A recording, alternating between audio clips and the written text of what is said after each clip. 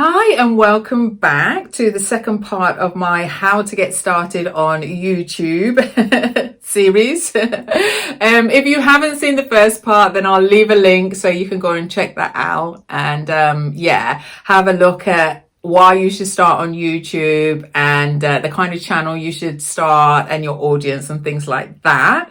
But in this video, we're going to touch on a little bit more of the branding of your channel, the visibility of your channel and community. Don't forget, if you're not already a subscriber though, please do click the link down below and go ahead and subscribe to the channel, and let's get started. So one of the key things to remember when it comes to starting a YouTube channel is branding is important. It really is important. It's kind of like, if I compare it to kind of like an Instagram feed where, you know, if you have a really nice feed and people resonate with your content and it's also aesthetically pleasing, then there's a higher percentage and a higher chance that you will get people to follow you. Now, it's not, you know, a given, but there is a higher chance. And it's kind of a little bit similar with YouTube, where it's important that you have some consistency, not just in the uploading of your videos, which is very important, but also in the way that your channel looks. So if you can make it as professional looking as possible, make your thumbnails look as professional as possible. You can use a platform like Canva to be able to create. There's so many platforms out there you can use to be able to create your thumbnails. So there really is no excuse for being able to create something that, you know, goes with the branding of your channel, of you, and that people can kind of like resonate with. So it's really important to have, you know, consistent branding in your channel art, which is at the top of your channel, your thumbnails. Just try and keep that overall consistency. That's so important. And visibility. Now, this is really, really the key thing with YouTube. It is one thing to create a video, and it's a complete other ball game to be able to get that video shown in either the YouTube search engine or even the Google search engine, and for your audience to find it. Now, as I mentioned in the previous video, there is so much content being uploaded all the time on YouTube. It's like Facebook and Instagram, where people are uploading constantly. So, you know, as soon as you've uploaded a picture, yours has got lost in amongst all the other pictures. So you have to know how to gain visibility of your video.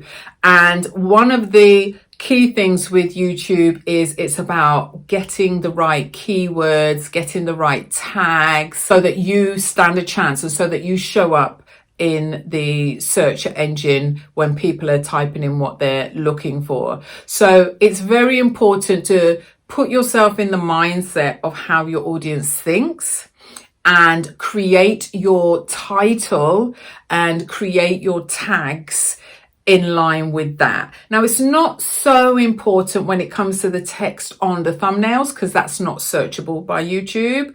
Obviously, that visual is what people see in the first instance, so it is still important, but your thumbnail on your picture can be different to the title that you title your video, just so you know.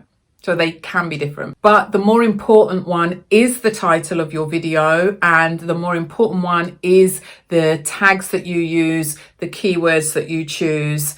You would put those keywords into the description box as well, and these are like super important. And the main kind of tool that people use is Google Keyword Planner. So if you haven't been on that, Google that, the keyword tool, keyword planner.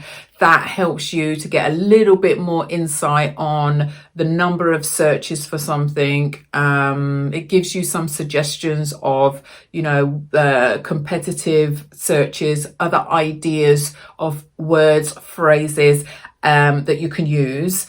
And I would suggest never use just one word, unless that's your brand name and you want to put that into every tag, which is what I do. So I have Time with Natalie. I know it's 3 words, but you know, no one's searching Time with Natalie as such. But I have that in my tags, but always use phrases. You always use what we call long tail keywords. So that's a phrase. So it's at least 3 or 4 words, because those are the things that you can get ranked higher for than just, let's say, I don't know, pick a brand, Chanel. Let's just say Chanel. If you're doing a video on a brand new Chanel bag, you'll never get found under just Chanel. It's too much competition there. But if you had something longer, like what's in my Chanel boy bag, that's a better phrase to use, something like that. So hopefully you understand what I'm saying.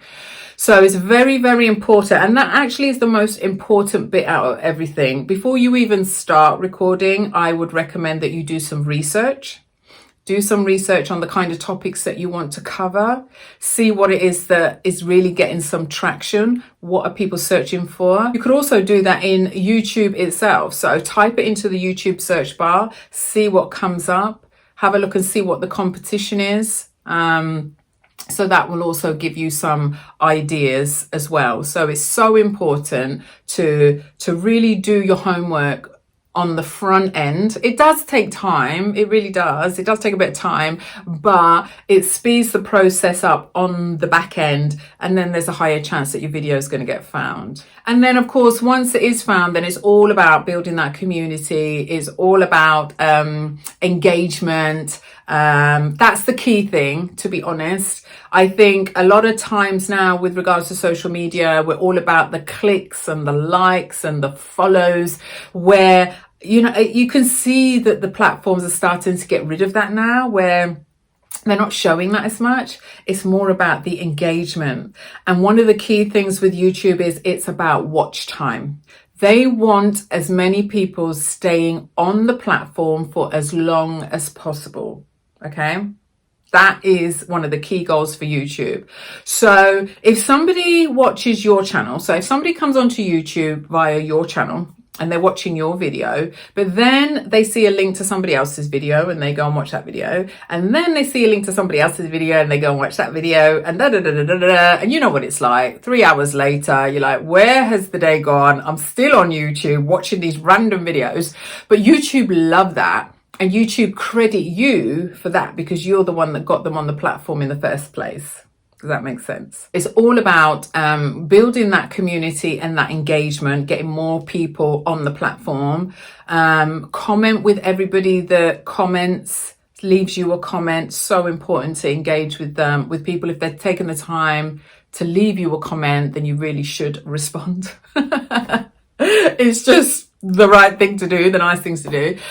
So when people are ask them questions, you can get feedback from them, see what kind of videos they would like you to make next, give them a shout out in a video, and really, engage with your audience. So those are just a few tips that I wanted to share with you with regards to how to start and grow your YouTube channel.